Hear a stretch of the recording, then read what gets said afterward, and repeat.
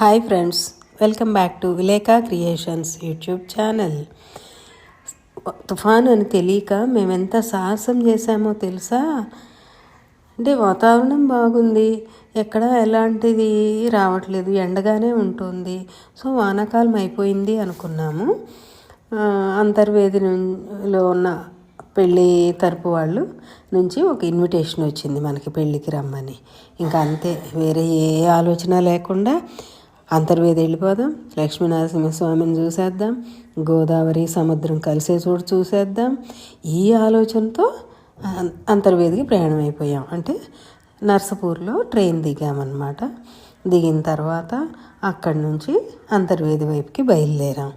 మధ్యలో ఇవన్నీ చెరువులు, కాలువలు, పొలాలు, కొబ్బరి చెట్లు, చేపల చెరువులు ఇవన్నీ చూసుకుంటూ ప్రకృతిని ఎంజాయ్ చేసుకుంటూ వెళ్తూ ఉన్నామన్నమాట. మధ్యలో కలువలో ఉన్న చెరువు వచ్చింది కానీ ఫోటో తీసుకోలేకపోయాను.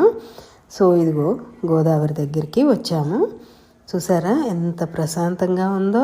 ఊహిస్తామా ఎవరమైనా తుఫాను వచ్చేసేది అనేసి? లేదు కదా. సో వెళ్ళిపోయామన్నమాట. ఇదిగో చూడండి గోదావరి అటు ఇటు నుంచి కూడాను నీళ్లు చూడండి. గోదావరి నీళ్లు ఎంత చక్కగా ఎలా ప్రవహిస్తూ ఉన్నాయో కదా. అక్కడి నుంచి అయితే అసలు రావాలనిపించట్లేదు, అంత ప్రశాంతంగా ఉండింది. చాలాసేపు అక్కడే ఉండిపోయాము. సో ఫ్రెండ్స్, మీకు గోదావరితో పాటు గోదావరి మీద ఇంద్రధనుసు చూపిస్తాను చూడండి. ఎందుకంటే ఆ పొద్దునే కొంచెం చినుకులు పడ్డాయి వాన. సో వాన పడిన తర్వాత ఎండ వచ్చింది కదా, ఇంద్రధనుసు వచ్చిందనమాట. సో మరి నా అదృష్టమో మీ అదృష్టమో ఇంద్రధనుసును కూడా చూపించేశాను మీకు. సో అక్కడ కొన్ని ఫోటోలు తీసుకున్నాము. ఇక గుడికి వచ్చేస్తున్నాం అన్నమాట. లక్ష్మీనరసింహస్వామి గుడికి వచ్చేసాము. ఇక్కడికి ప్రహ్లాద వరదం విష్ణుం నృసింహమపరాజితం శరణ్యం సర్వలోకానాం ఆపన్నార్తి నివారణం. లోపలికి వెళ్ళి లక్ష్మీనరసింహస్వామి వారి దర్శనం చేసుకున్నాము, ప్రసాదం తీసుకున్నాము. అలాగే తర్వాత అమ్మవారిని కూడా దర్శించుకున్నాం అన్నమాట. ఇంకా గుడి అంతా చాలా చాలా అందంగా ఉంది. సో కొన్ని ఫోటోలు తీసుకున్నాము అక్కడే తిరుగుతూ. అప్పుడే వాన కూడా మొదలైందన్నమాట. ఇంకా చేసేదేముంది, ఆ వానలోనే అలా తడుస్తూ తిరిగాము, ఫోటోలు తీసుకున్నాము, గుడి చుట్టూ తిరుగుతూ అలా ఎంజాయ్ చేసాము. అక్కడ గుడిలోనే చాలాసేపు, అంటే దాదాపు ఒక 2 గంటల సేపు ఎంజాయ్ చేసాము. అది గుడి చూడండి ఎంత అందంగా అద్భుతంగా ఉందో. స్వామివారి ఆలయం అన్నమాట. సో తర్వాత అన్నప్రసాదంకి వెళ్ళాము. చాలా అద్భుతంగా వాళ్ళు కూడా వడ్డించారు. అది అయిన తర్వాత మన ఋషులకు సంబంధించిన ఒక ఆలయం కట్టారంట ఈ మధ్య. సో అక్కడికి కూడా వెళ్ళాము. చాలా బాగుంది అక్కడ. కానీ వాళ్ళందరూ అయితే ఇంకా వెళ్ళండి, గుడి క్లోజ్ చేసేస్తున్నాము, వాన పడుతుంది కదా, మీరు ఇళ్ళకి వెళ్ళిపోండి అనే చెప్పారు. సో మేము కూడా బయటికి వచ్చేసాం. గుడి బయట కూడా ఇలా చుట్టూ నీళ్లు కూడా ఉంటాయి.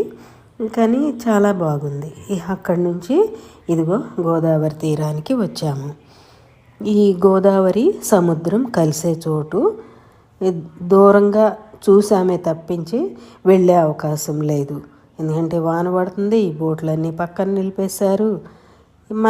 నేనైతే సాహసం చేయలేనండి, చేయను కూడా. సో వెనక్కి వచ్చేసాము. అక్కడ ఊరికే కొన్ని ఫోటోలు మాత్రం తీసుకున్నాము. ఇంకంతకన్నా చేసేది ఏముంటుంది, ధైర్యం చేసి గోదావరిలో దూకలేను కదా, బోట్లు లేవు, ఇంకేమన్నా ఉందా దూకితే. సో ఇవన్నీ అయిన తర్వాత నెమ్మదిగా సముద్రం కూడా చూసేసి వద్దామని వెళ్ళిపోయాం. సో నీళ్ళ దాకా వెళ్ళలేదు, అప్పటికే అంటున్నారు వెళ్ళిపోండి, రావద్దు ఎవరు అని. పైగా ఎవరు లేరు, ఇవో కొన్ని పశువులు ఉన్నాయి, అవి ఉన్నాయన్న ధైర్యంతో మేము కూడా వెళ్ళామన్నమాట.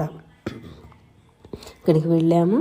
ఇదిగో జస్ట్ దూరంగా ఉండి ఫోటోలు తీసుకున్నాము. వచ్చేద్దాం అనుకుంటూ మళ్ళీ మనసు లాగింది, లైట్ హౌస్ ఉంది కదా అక్కడికి వెళ్ళి చూద్దాము అనేసి. ఇదిగో లైట్ హౌస్ దగ్గరికి వస్తే కూడా చుట్టూ నీళ్ళే, ఇటువైపు అటువైపు అన్ని వైపులా. ఇంకా ఒక్క 100 అడుగుల దూరంలో ఉండగా ఇంకా ధైర్యం చేయలేకపోయాము. అమ్మ ఇంకా వద్దు బతుకు జీవుడా అనుకుని వెనక్కి వచ్చేసామన్నమాట. సో తర్వాత ఇప్పుడు తుఫాన్ చూసారుగా ఎలా వచ్చిందో.